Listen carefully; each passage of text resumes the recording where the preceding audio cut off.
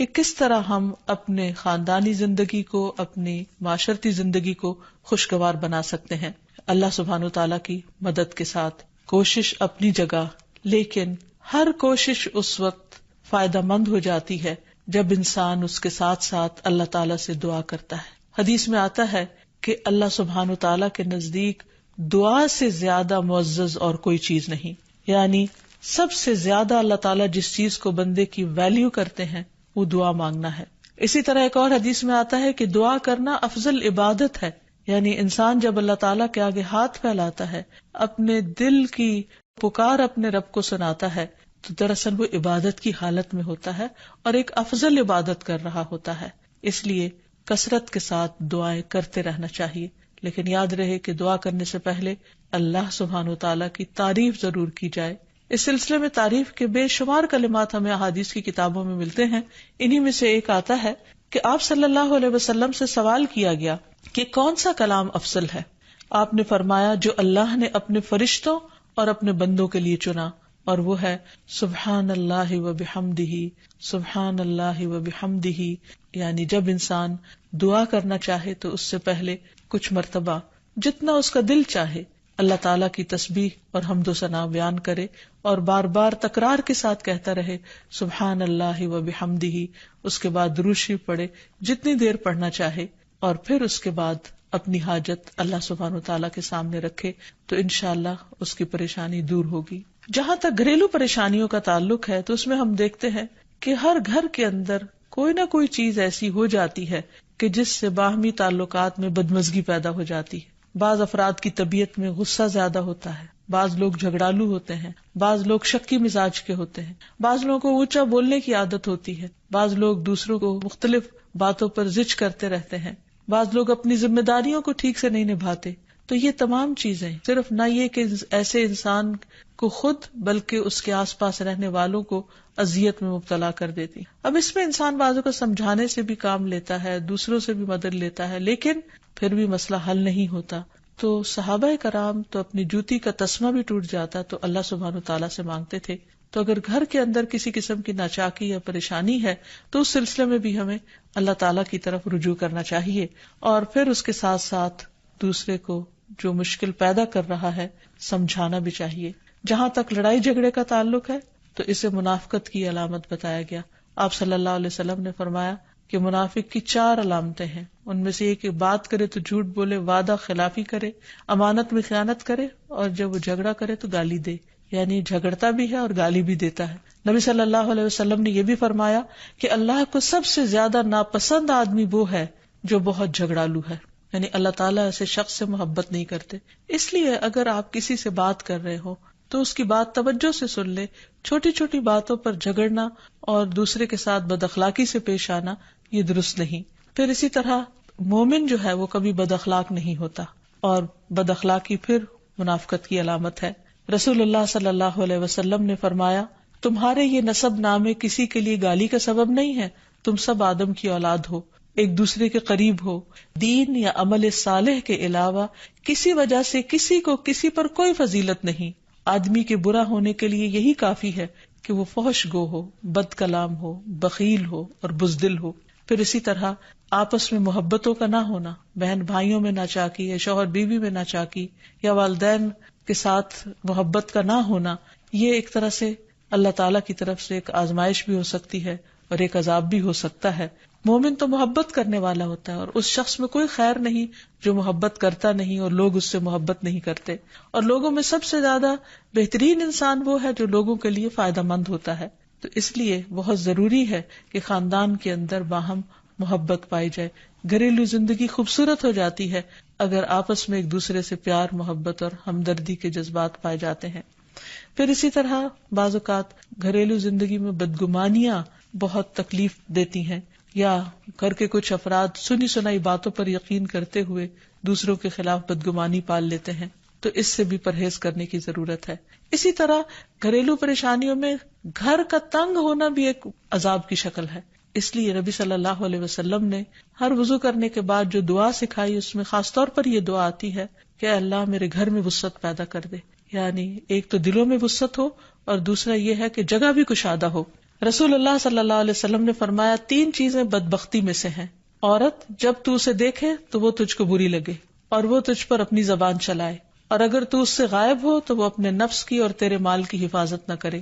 دوسرے، مریل سواری کہ اگر تو اسے مارے اور چلائے تو تجھ کو تھکا دے، اور اگر اسے چھوڑ دے تو تجھے جلد تیرے ساتھیوں تک نہ پہنچائے. اور ایسا گھر جو تنگ اور کم سہولتوں والا ہو. تو اس لیے اگر انسان ایسی کسی تکلیف میں مبتلا ہے تو اس کا حل بھی یہی ہے کہ کوشش کے ساتھ ساتھ انسان دعا کرے. اسی طرح خرچ میں کمی، وسائل میں کمی، مال میں کمی، یہ تمام چیزیں بھی عموماً گھروں کے اندر جھگڑے پیدا کر دیتی ہیں. کھانے پینے کی قلت، بنیادی ضروریات کا پورا نہ ہونا. تو ایسی صورت میں بھی انسان اللہ تعالیٰ کی طرف رجوع کرے، اور اس کے لیے ساتھ ہی کوشش بھی ضروری ہے. کوشش میں سب سے پہلے تو یہ کہ انسان لڑائی جھگڑا چھوڑے، صبر و ضبط کی عادت ڈالے، برداشت اور تحمل کی عادت اپنے اندر پیدا کرے، اپنے اخلاق کو بہتر بنائے. ایک حدیث کے مطابق اللہ سبحانہ و تعالیٰ جب کسی گھرانے پر خیر و برکت نازل فرمانا چاہتے ہیں تو اس گھر والوں کے اندر نرمی پیدا کر دیتے ہیں. اور ایک اور حدیث میں یہ بھی آتا ہے کہ جو نرمی سے محروم کر دیا گیا وہ ہر خیر و بلائی سے محروم کر دیا گیا. تو اس لیے گھر کے ہر فرد کو اپنے اپنے رویے پر غور کرتے ہوئے اپنے اخلاق کی اصلاح کرنے کی ضرورت ہے، اور دوسروں سے توقعات زیادہ رکھنے کی بجائے اپنا طرز عمل اچھا کرنے کی ضرورت ہے. اور گھر والوں کے ساتھ بہترین ہونا نبی صلی اللہ علیہ وسلم کی سنت ہے. آپ نے فرمایا تم میں سے بہتر وہ ہے جو اپنے گھر والوں کے لیے بہتر ہو، اور میں تم سب کی نسبت اپنے گھر والوں کے حق میں اچھا ہوں. یعنی آپ نے اپنی مثال دی کہ میں سب سے اچھا سلوک اپنے گھر والوں سے کرتا ہوں، تو تمہیں بھی اگر اچھا بننا ہے تو ایسا ہی کرنا ہوگا. پھر اسی طرح گھر والوں کو زیادہ سے زیادہ فائدہ پہنچانا. حسن بصری سے مروی ہے کہ اللہ تعالیٰ کے نزدیک پسندیدہ بندے وہ ہیں جو اپنے اہل و عیال کو سب سے زیادہ نفع دینے والے ہیں. پھر اسی طرح پیار و محبت سے رہنا. اگر لڑائی جھگڑا ہو بھی جائے یا کوئی غلط فہمی پیدا بھی ہو جائے تو اس وقت خاموشی اختیار کر لینا، مناسب وقت کا انتظار کر کے اس غلط فہمی کو دور کرنا ضروری ہے. پھر اسی طرح اللہ سبحانہ وتعالیٰ نے گھریلو زندگی کو خوشگوار بنانے کے لیے جو بہترین ہدایت ہمیں قرآن مجید میں دی ہے وہ ہے عفو و درگزر سے کام لینا. اللہ تعالیٰ فرماتے ہیں اے لوگو جو ایمان لائے ہو، بے شک تمہاری بیویوں اور تمہارے بچوں میں سے بعض تمہارے دشمن ہیں، سو ان سے ہوشیار رہو، اور اگر تم معاف کرو اور درگزر کرو اور بخش دو تو بے شک اللہ بے حد بخشنے والا نہایت رحم فرمانے والا ہے. تمہارے مال اور تمہاری اولاد تو محض ایک آزمائش ہے، اور جو اللہ کے پاس ہے وہ بہت بڑا اجر ہے. واللہ عندہ اجر عظیم، اور جو اللہ ہے اسی کے پاس بہت بڑا اجر ہے. یعنی انسان کو بعض اوقات اپنی ہی بیوی یا بیوی کو اپنے ہی شوہر سے، اور بعض اوقات اپنے ہی بچوں سے یا اپنے ہی والدین سے دشمنی کا اندیشہ ہو سکتا ہے، اور وہ ایک دوسرے کے لیے مصیبت اور بلا ہو سکتے ہیں. لیکن ایسی صورت میں بھی انسان کا گزارا نہیں ہو سکتا جب تک ایک دوسرے کو معاف نہ کرے. زندگی کی گاڑی نہیں چل سکتی جب تک انسان دوسروں کے قصور اور غلطیاں ان سے درگزر نہ کرے، کیونکہ ہر انسان کبھی غصے کی وجہ سے، کبھی جہالت کی وجہ سے، کبھی جلد بازی کی وجہ سے، کبھی لوگوں کے اکسانے پر اپنے پیاروں کے ساتھ زیادتیاں کر جاتا ہے. تو ایسی صورت میں انسان اگر چاہتا ہے کہ اس کی زندگی خوشگوار ہو تو اسے معاف کرتے رہنا چاہیے. نبی صلی اللہ علیہ وسلم کے اخلاق کے بارے میں جب پوچھا گیا تو حضرت عائشہ کہتی ہیں کہ آپ طعن و تشنیع کرنے والے نہ تھے، یعنی طعنے نہیں دیتے تھے، یعنی اگر کسی سے غلطی ہو جاتی تو اسے بار بار یاد نہیں کراتے تھے، فحش کام نہیں کرتے تھے، بازاروں میں چیخنے والے اور برائی کا بدلہ برائی سے دینے والے نہ تھے، بلکہ معاف کرنے والے اور درگزر کرنے والے تھے. اور حقیقت یہ ہے کہ جو جس کے جتنا قریب ہوتا ہے، جیسے گھر والے ہیں، اس کی غلطیاں اور اس کی کمزوریاں زیادہ سامنے آتی ہیں، اور پھر وہ ریپیٹڈلی سامنے آتی ہیں، بار بار سامنے آتی ہیں. تو ایسی صورت میں معاف کرنا بھی مشکل لگتا ہے، لیکن پھر بھی معاف کیے بغیر گزارا نہیں.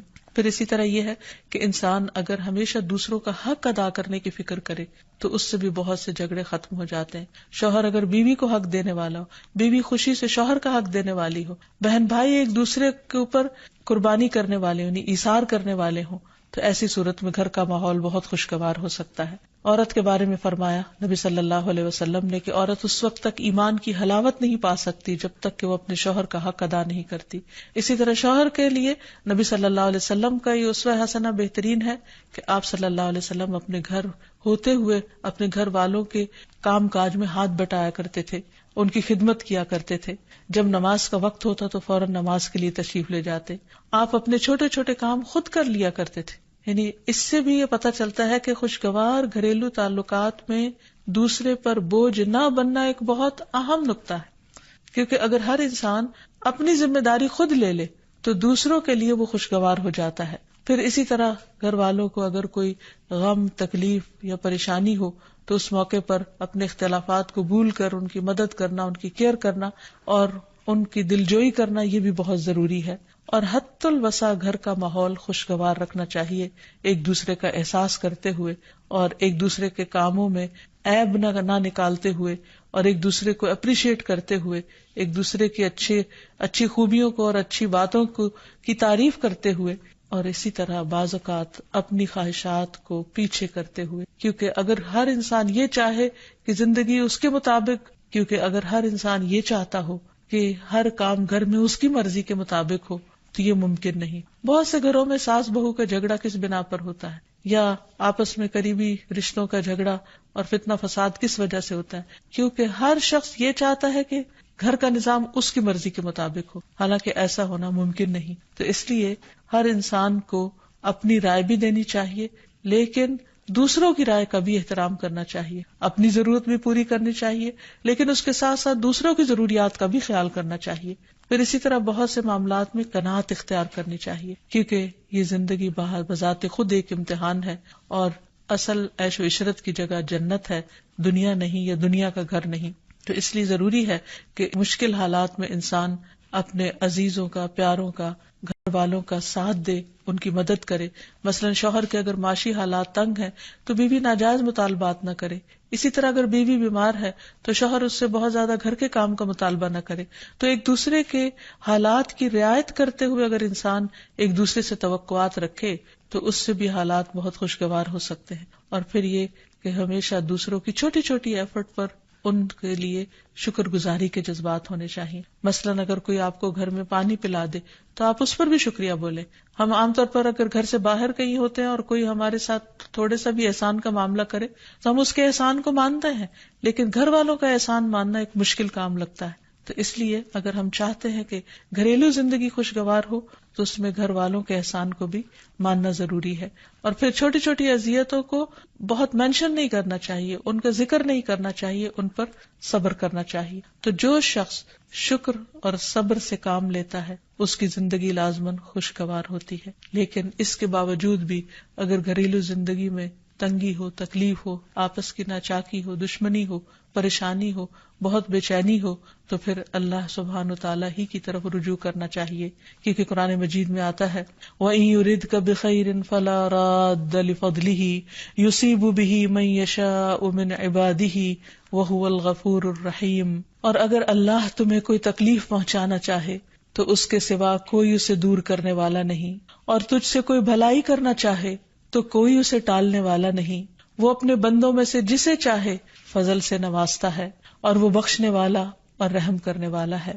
تو اس لیے چھوٹی چھوٹی تکلیفوں پر بھی فوراً اللہ کا ذکر، اللہ کی یاد، اللہ کی تسبیح انسان کے دل کو سکون بخش دے. اور نبی صلی اللہ علیہ وسلم نے خصوصاً اپنی پیاری بیٹی فاطمہ رضی اللہ تعالی عنہا کو جب وہ گھر کے کام کاج کر کے تھک جاتی تھی، کیونکہ اپنے ہاتھ سے چکی پیستی، اپنے ہاتھ سے آٹا گوندتی، اپنے ہاتھ سے اپنے گھر کے کام کاج کرتی، بچوں کو لک آفٹر کرتی، تو بہت تھک جاتی تھی. اور اسی تھکاوٹ کی وجہ سے انہوں نے ایک دفعہ نبی صلی اللہ علیہ وسلم کے پاس جب کچھ قیدی آئے تو خادم کا مطالبہ کیا، لیکن آپ صلی اللہ علیہ وسلم نے ان کو خادم دینے کی بجائے یہ تسبیحات سکھائی اور فرمایا کہ جب تم اپنے بستر پر جانے لگو تو 33 بار سبحان اللہ، 33 بار الحمدللہ اور 34 بار اللہ اکبر پڑھ لیا کرو. اور اسی لیے یہ تسبیحات فاطمہ کے نام سے بھی معروف ہیں. تو رات کو خاص طور پر بستر پر لیٹ کر یہ تسبیحات ضرور پڑھ لینی چاہیے، کیونکہ یہ گھریلو کام کاج کی تھکاوٹ کا بہترین علاج ہے اور خادم کی جگہ کفایت کرنے والی دعائیں ہیں. پھر اسی طرح گھر میں وسعت اور کشادگی کی دعا، اللہم اغفر لی ذنبی ووسع لی فی داری وبارک لی فی رزقی. اے اللہ میرے گناہ معاف کر دے، میرے گھر میں وسعت پیدا کر دے اور میرے رزق میں برکت عطا کر دے. پھر اسی طرح چھوٹی چھوٹی پریشانیوں کے سلسلے میں مثلاً بچے کو چوٹ لگ گئی یا اچانک کسی وبائی مرض کا کوئی شکار ہو گیا تو علاج معالجے کے ساتھ ساتھ دعا کرنا ضروری ہے. مثلا گھر والوں میں سے اچانک کسی کو کوئی ایسی بیماری آ گئی، کوئی اسٹروک ہو گیا یا ہارٹ اٹیک ہو گیا، تو سارے گھر والے پینک ہو جاتے ہیں. ایسی صورت میں پریشانی کا صرف اظہار کرتے رہنے سے اور غمگین رہنے سے مریض کی مدد نہیں کی جا سکتی. تو اس موقع پر اللہ تعالیٰ سے دعا کرنی چاہیے. اور ایک بہت خوبصورت دعا جو نبی صلی اللہ علیہ وسلم نے حضرت اسماء بنت امیس کو سکھائی تھی کہ آپ نے فرمایا، کیا میں تمہیں ایسے کلمات نہ سکھاؤں جن کو تم پریشانی کے وقت پڑھا کرو؟ اور وہ کلمات ہیں اللہ اللہ ربی لا اشرک بہ شیئا، اللہ ہی میرا رب ہے، میں اس کے ساتھ کسی چیز کو شریک نہیں بناتی. اور آخر میں یہ کہ گھر والوں کی باہمی محبت اور الفت اور تعلقات کی بہتری کی دعا کرنی چاہیے جو پیارے نبی صلی اللہ علیہ وسلم نے ہمیں سکھائی ہے. وہ دعا ہے اللہم الف بین قلوبنا واصلح ذات بیننا واہدنا سبل السلام ونجنا من الظلمات الى النور وجنبنا الفواحش ما ظہر منها وما بطن وبارک لنا فی اسماعنا وابصارنا وقلوبنا وازواجنا وذریاتنا وتب علینا انک انت التواب الرحیم واجعلنا شاکرین لنعمتک مثنین بها قابلیها واتمها علینا. اے اللہ ہمارے دلوں میں الفت پیدا فرما دے اور ہمارے آپس کے معاملات کی اصلاح کر دے، ہمیں سلامتی کے راستوں کی رہنمائی فرما اور ہمیں اندھیروں سے نجات دے کر نور کی طرف لیا، اور ہمیں تمام ظاہری اور چھپی بدکاریوں سے محفوظ رکھ. ہمارے کانوں اور ہماری آنکھوں اور ہمارے دلوں اور ہماری گھر والیوں اور ہمارے بچوں میں برکتیں عطا فرما، ہماری توبہ قبول فرما. بلا شبہ تو بہت زیادہ توبہ قبول کرنے والا اور رحمت کرنے والا ہے. ہمیں اپنی نعمتوں کا شکر ادا کرنے والا بنا اور ان کی تعریف کرنے والا اور ان کو قبول کرنے والا بنا دے. ان نعمتوں کو ہم پر کامل فرما دے، یعنی ان نعمتوں کو ہم پر تمام کر دے. تو کس قدر جامع اور خوبصورت دعا ہے جو نبی صلی اللہ علیہ وسلم نے ہمیں سکھائی. گھریلو زندگی کو خوشگوار بنانے کے لیے ان دعاؤں کو پڑھتے رہنا چاہیے، یاد کر لینا چاہیے، قبولیت کے مواقع پر پڑھنا چاہیے. اگر زبانی یاد نہ بھی ہو تو دیکھ کر پڑھ لینا چاہیے، اور اگر ان کا ترجمہ نہ آتا ہو تو اردو میں پڑھنے میں بھی کوئی حرج نہیں. لیکن اللہ تعالیٰ سے مانگتے رہیے کیونکہ ساری مشکلات کا حل صرف. عن ابی موسیٰ عن النبی صلی اللہ علیہ وسلم قال مثل البیت الذی یذکر اللہ فیہ والبیت الذی لا یذکر اللہ فیہ مثل الحی والمیت. رواہ مسلم. سیدنا ابو موسیٰ رضی اللہ عنہ سے روایت ہے، نبی صلی اللہ علیہ وسلم نے فرمایا، جس گھر میں اللہ تعالیٰ کا ذکر کیا جاتا ہے اور جس گھر میں اللہ تعالیٰ کا ذکر نہیں کیا جاتا وہ زندہ اور مردہ کی مثل ہے. اللہ کے بندے، اللہ سے محبت کرنے والے ہر حال میں اللہ کو یاد کرتے رہتے ہیں، خواہ وہ اپنے گھر میں ہوں یا گھر سے باہر. الذین یذکرون اللہ قیاما وقعودا وعلی جنوبہم، وہ جو اللہ کا ذکر کرتے ہیں کھڑے، بیٹھے اور لیٹے. ایسے لوگ دنیا کے کسی بھی حصے میں ہوں، کوئی بھی کام کر رہے ہوں، ان کے دلوں میں اللہ کی یاد سمائی ہوئی ہوتی ہے. ان کے دلوں میں اللہ کی یاد صرف مسجد کی حد تک یا کسی خاص جگہ سے ہی مخصوص نہیں ہوتی، بلکہ وہ اپنے گھروں میں بھی اللہ کو یاد کرتے ہیں. اس حدیث کے مطابق وہ گھر جن میں اللہ کا نام بلند ہوتا ہے، جس میں ذکر کیا جاتا ہے، وہ اس شخص کی طرح ہے جو زندہ ہو. اس کی مثال ایک زندہ انسان کی سی ہے. اس کے برعکس وہ گھر جس میں اللہ کا نام نہ لیا جاتا ہو، اللہ کا ذکر بلند نہ ہوتا ہو، اس گھر کی مثال ایک مردہ کی سی ہے. اور آپ سب جانتے ہیں کہ زندہ اور مردہ برابر نہیں ہوا کرتے. لا يستوي الاحیاء ولا الاموات، زندہ اور مردہ برابر نہیں، دونوں میں بہت بڑا فرق ہے.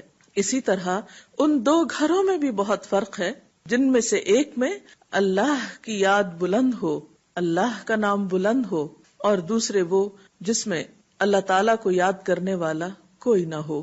قرآن پاک میں اللہ سبحانہ وتعالیٰ کو یاد کرنے والوں کی صفت یہ بتائی گئی ہے کہ رجال لا تلہیہم تجارت ولا بیع عن ذکر اللہ، وہ ایسے لوگ ہیں جنہیں تجارت اور خرید و فروخت اللہ کی یاد سے غافل نہیں کرتی. یعنی عین دنیا کے اندر رہتے ہوئے بھی وہ اللہ کو یاد کرتے رہتے ہیں. وَإِقَامِ الصَّلَاةِ وَإِيتَاءِ الزَّكَاةِ، نماز قائم کرنے اور زکوٰۃ کی ادائیگی سے کوئی چیز انہیں منع نہیں کرتی، مانے نہیں ہوتی. اور وہ یہ کیوں کرتے ہیں؟ یعنی اللہ کو یاد کیوں کرتے رہتے ہیں اور اپنے فرائض کی ادائیگی میں سرگرم کیوں رہتے ہیں؟ یخافون یوما تتقلب فیہ القلوب والابصار، وہ اس دن سے ڈرتے ہیں جس دن دل اور نگاہیں الٹ پلٹ ہو جائیں گی، یعنی قیامت کا خوف ہے ان کے دل کے اندر. اور اس کے ساتھ ساتھ اللہ کے فضل کے امیدوار بھی ہیں. لیجزیہم اللہ احسن ما عملوا ویزیدہم من فضلہ، تاکہ اللہ ان کو بدلہ دے ان کے اچھے اعمال کا جو انہوں نے کیے، اور اپنے فضل سے زیادہ بھی نوازے. واللہ یرزق من یشاء بغیر حساب، اور اللہ اپنے رزق میں سے جسے چاہتا ہے بے حساب عطا کر دیتا ہے. تو بات یہ ہے کہ جو دل خوف اور امید کے درمیان ہوتے ہیں وہ دل اللہ کی یاد سے معمور ہوتے ہیں، اور جن لوگوں کے دل اللہ کی یاد سے معمور ہوتے ہیں ان کے گھر بھی اللہ کی یاد سے معمور ہوتے ہیں. عام طور پر گھروں میں دو طرح سے ذکر ہوتا ہے، ایک انفرادی ذکر اور ایک اجتماعی ذکر. انفرادی ذکر میں نماز پڑھنا، قرآن کی تلاوت، اور اسی طرح چلتے پھرتے، اٹھتے بیٹھتے، گھر کے کام کاج کرتے، لیٹتے جاگتے، چلتے پھرتے اللہ کو یاد کرتے رہنا، خصوصاً وہ مسنون اذکار جو رسول اللہ صلی اللہ علیہ وسلم سے وارد ہیں. اور دوسری قسم اجتماعی ذکر کی ہے کہ کسی ایک گھر میں مختلف لوگ جمع ہو کر یا اہل خانہ ہی جمع ہو کر اکٹھے بیٹھ کر اللہ کو یاد کریں. اور اس سے مراد کسی خاص قسم کا وظیفے کا ورد ہی نہیں بلکہ اللہ تعالیٰ کی یاد کے مختلف طریقے ہو سکتے ہیں. اللہ تعالیٰ کی معرفت حاصل کرنے، علم سیکھنے اور جاننے کے جو حلقات ہیں وہ بھی اللہ ہی کے ذکر اور اللہ ہی کی یاد کی طرف انسان کو راغب کرتے ہیں. قرآن پاک میں خاص طور پر ازواج مطہرات کو یہ حکم دیا گیا، وَاذْكُرْنَ مَا يُتْلَى فِي بُيُوتِكُنَّ مِنْ آيَاتِ اللَّهِ وَالْحِكْمَةِ، اور ذکر کرتی رہو، یاد کرتی رہو جو تمہارے گھروں میں پڑھی جاتی ہیں اللہ کی آیات اور حکمت کی باتیں. یعنی ازواج مطہرات رسول اللہ صلی اللہ علیہ وسلم کے گھر میں قرآن پاک اور حکمت کی باتوں کا ذکر کریں، یعنی انہیں آپس میں بھی سیکھیں، سکھائیں اور دوسروں کو سکھانے کا بھی انتظام فرمائیں. تو گویا ذکر کی مجالس سے مراد تسبیحات وغیرہ کرنا بھی ہو سکتا ہے، اور علم کی مجالس بھی ہیں، اور خصوصاً ایسے علم کی مجالس جن کے ذریعے انسان کے ایمان میں اضافہ ہو، اللہ تعالیٰ سے تعلق مضبوط ہو. قرآن پاک میں اللہ تعالیٰ نے اہل ایمان کو خصوصی طور پر تنبیہ فرمائی، تلقین فرمائی، یا ایھا الذین آمنوا لا تلہکم اموالکم واولادکم عن ذکر اللہ، اے لوگو جو ایمان لائے ہو، تمہارے مال اور تمہاری اولادیں تمہیں اللہ کے ذکر سے غافل نہ کریں. ومن یفعل ذلک فاولئک ھم الخاسرون، اور جو ایسا کریں گے وہی لوگ دراصل خسارہ پانے والے ہیں، نقصان اٹھانے والے ہیں. یعنی گھر میں ہوتے ہوئے انسان دنیا کے کاموں میں مشغول ہو جاتا ہے یا بال بچوں کی محبت میں بعض اوقات اللہ تعالیٰ کی یاد سے غافل ہو جاتا ہے، تو ایسے میں فرمایا کہ لا تلہکم اموالکم واولادکم عن ذکر اللہ، یہ دنیا کے مال اور یہ تمہارے بال بچے تمہیں اللہ کی یاد نہ بھلائیں. گویا گھر میں ہوتے ہوئے اللہ کو یاد کرتے رہو، اس دنیا میں رہتے ہوئے پھر ان نعمتوں کے دینے والے کو مت بھولو. حضرت ابو ہریرہ رضی اللہ تعالی عنہ بیان کرتے ہیں کہ رسول اللہ صلی اللہ علیہ وسلم نے فرمایا، جو لوگ اللہ کے گھروں میں سے کسی گھر میں جمع ہوتے ہیں اور اللہ کی کتاب کی تلاوت کرتے ہیں اور اسے باہم پڑھتے پڑھاتے ہیں تو ان پر سکون قلب اترتا ہے اور اللہ کی رحمت انہیں ڈھانپ لیتی ہے اور فرشتے ان پر سایہ کرتے ہیں، اور اللہ تعالیٰ ان کا ذکر ان فرشتوں کے درمیان کرتے ہیں جو اس کے پاس ہیں، اور جس شخص کو اس کے برے عمل نے پیچھے ڈال دیا اس کا حسب نسب اسے آگے نہیں بڑھا سکتا. اگرچہ اس حدیث میں گھروں سے مراد مساجد ہیں، یعنی اللہ کا گھر، لیکن ہم دیکھتے ہیں کہ عملی طور پر ذکر کی یہ مجلسیں، علم کی یہ مجلسیں صرف مساجد تک ہی محدود نہیں رہیں، بلکہ حضرت عمر کے زمانے میں ہم دیکھتے ہیں کہ ہر 20 گھروں میں سے ایک گھر مدرسہ بن گیا، جگہ جگہ علمی مراکز کھل گئے، اور مسلمان ہونے کا مطلب تھا پڑھا لکھا ہونا، جاننے والا ہونا، کیونکہ قرآن پاک میں واضح طور پر بتا دیا گیا کہ قل هل يستوي الذين يعلمون والذين لا يعلمون، کہیے کہ کیا برابر ہو سکتے ہیں وہ لوگ جو علم رکھتے ہیں اور وہ جو علم نہیں رکھتے. تو ذکر کی مجلسیں صرف تلاوت قرآن ہی کی مجلسیں نہیں، بلکہ ساتھ ہی کیا فرمایا، وَيَتَدَارَسُونَهُ بَيْنَهُمْ، وہ ایسی مجلسیں ہیں جس میں لوگ ایک دوسرے کے ساتھ علمی مذاکرہ بھی کرتے ہیں، ایک دوسرے کو سکھاتے بھی ہیں، تعلیم بھی دیتے ہیں۔ اسی طرح ایک اور روایت میں آتا ہے کہ صحابہ کرام صبح کی نماز کے بعد حلقہ بنا کر بیٹھ جاتے، قرآن پڑھتے، فرائض اور سنن سیکھتے اور اللہ کو یاد کرتے۔ اسی طرح آپ صلی اللہ علیہ وسلم جب مختلف گھروں کے پاس سے گزرتے تو ان میں سے قرآن کی تلاوت کی آوازیں بلند ہو رہی ہوتی۔ آپ مختلف لوگوں کے گھروں کو ان کے اندر کے قرآن پڑھنے والوں کی آوازوں سے پہچانا کرتے تھے۔ پھر اسی طرح اکٹھے بیٹھ کر ذکر کرنے کی ایک اور جگہ پر بھی فضیلت آئی ہے۔ رسول اللہ صلی اللہ علیہ وسلم نے فرمایا، اگر میں ایسے لوگوں کے پاس بیٹھوں جو صبح کی نماز سے لے کر طلوع آفتاب تک اللہ کا ذکر کرتے ہیں تو یہ مجھے اس بات سے زیادہ عزیز ہے کہ میں اسماعیل علیہ السلام کی اولاد میں سے 4 غلام آزاد کروں، اور اگر میں ان لوگوں کے پاس بیٹھوں جو عصر کی نماز سے لے کر غروب آفتاب تک اللہ کا ذکر کرتے ہیں تو یہ مجھے اس سے زیادہ عزیز ہے کہ میں 4 غلام آزاد کروں۔ تو اس سے پتہ چلتا ہے کہ اکیلے اکیلے ذکر کرنے کے علاوہ مل جل کر ذکر کرنا بھی باعث تسکین ہے، باعث رحمت ہے، اور انسان کے لیے ایک بہت بڑی سپورٹ بنتا ہے۔ آپ صلی اللہ علیہ وسلم نے خاص طور پر گھروں کی طرف متوجہ کرتے ہوئے فرمایا، اپنے گھروں کو قبرستان مت بناؤ، کیونکہ شیطان اس گھر سے بھاگ جاتا ہے جس میں سورۃ البقرہ پڑھی جاتی ہے۔ ایک اور جگہ پر آپ نے فرمایا کہ جس شخص نے 10 آیات کے ساتھ قیام کیا یعنی رات کی نماز پڑھی وہ غافلوں میں نہیں لکھا جائے گا، اور جس نے 100 آیات کے ساتھ قیام کیا وہ فرما برداروں میں لکھ دیا جائے گا، اور جس نے 1000 آیات کے ساتھ قیام کیا تو وہ ان لوگوں میں لکھا جائے گا جو بہت زیادہ ثواب جمع کرتے ہیں۔ پھر اسی طرح ہم دیکھتے ہیں کہ رسول اللہ صلی اللہ علیہ وسلم فرض نماز مسجد میں ادا کیا کرتے تھے لیکن نوافل گھر میں ادا کیا کرتے تھے، تاکہ گھروں کے اندر بھی اللہ کے ذکر، اس کی یاد اور عبادت کی وجہ سے برکت ہو۔ تو ہم سب کو بھی چاہیے کہ ہم اپنے اپنے گھروں میں اللہ تعالیٰ کی عبادت کا خاص اہتمام کریں، بڑوں کے علاوہ بچوں کو، اہل خاندان کو، رشتہ داروں کو کبھی کبھار جمع کریں، مل جل کر اللہ کی باتیں کریں، اللہ کا ذکر کریں، تاکہ گھروں کے اندر رحمت اور برکت ہو۔ اور یہ بھی یاد رکھیے کہ جب اکٹھے بیٹھ کر ذکر کیا جاتا ہے تو اللہ تعالیٰ ایسے لوگوں کا ذکر اپنے پاس کے فرشتوں کے پاس کرتے ہیں۔ انفرادی ذکر کے علاوہ گھروں کے اندر دینی مجالس ہونی چاہیے، سب اہل خانہ خود مل جل کر بیٹھ سکتے ہیں، دیگر قریبی رشتہ داروں کو بلا سکتے ہیں، ہمسایوں کو اکٹھا کر سکتے ہیں، کیونکہ قدرتی بات ہے کہ جب انسان ایک مجلس میں اکٹھے ہو کر مل جل کر کوئی کام کرتا ہے تو اس کی اپنی ہی ایک خاص رحمت اور برکت ہوتی ہے۔ تو اللہ تعالیٰ سے دعا ہے کہ وہ اپنی یاد سے ہمارے دلوں کو آباد رکھے۔ اس سلسلے میں اگر آپ کے ذہن میں کوئی سوال ہے تو آپ کر سکتے ہیں۔ جیسا کہ ابھی آپ نے فرمایا ہے کہ قرآن پاک میں ازواج مطہرات کو اس بات کا حکم دیا گیا تھا کہ وہ اپنے گھروں میں قرآن اور حکمت کی تعلیم کا بندوبست کریں، آپ کیا سمجھتی ہیں کہ ہمارے معاشرے میں ایک جو گھریلو خاتون ہے جس کے پاس اپنے گھر کے کام کاج کے بعد فارغ وقت بہت سارا بچتا ہے، اور جیسے کہ ہم سب بخوبی جانتے ہیں کہ اس فارغ وقت کو استعمال کرنے کے لیے مختلف قسم کی ایکٹیویٹیز خواتین کرتی ہیں، تو اس حدیث کے حوالے سے آپ کیا سمجھتی ہیں کہ اس فارغ وقت کا ایک بہترین استعمال کیسے ہو سکتا ہے؟ آپ نے ایک اہم پہلو کی طرف توجہ مبذول کرائی ہے۔